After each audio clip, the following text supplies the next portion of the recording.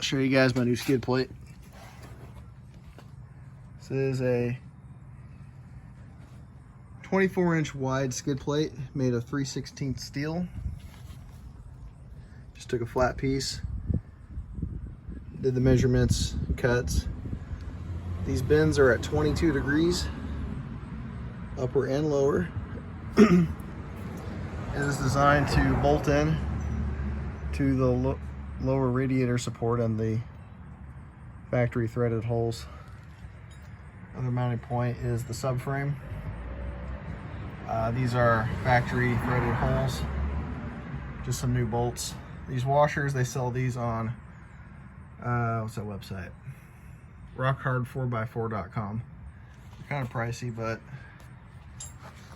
they might be worth it if they save me a lot of trouble. I don't know, we haven't tried it out yet. So, the mid skid is some more 3/16 steel. They overlap just like this. I could probably get those to sit a little more flush if I cranked on that bolt some more, but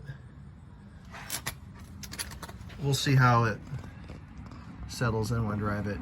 Back here, I have a missing link for my subframe above that, and I'll show you that here.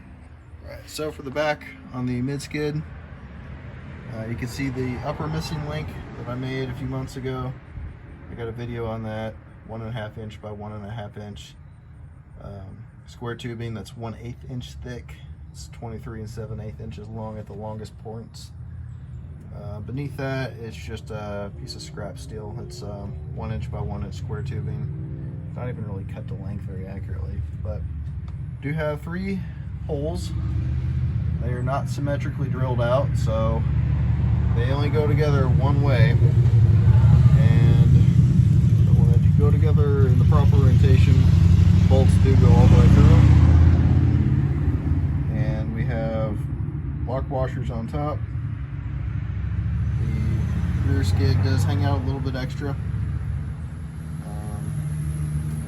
In the future, I may plan on adding a rear skid, but really, if you look at it, the skid plate is the lowest point on the vehicle other than the differential.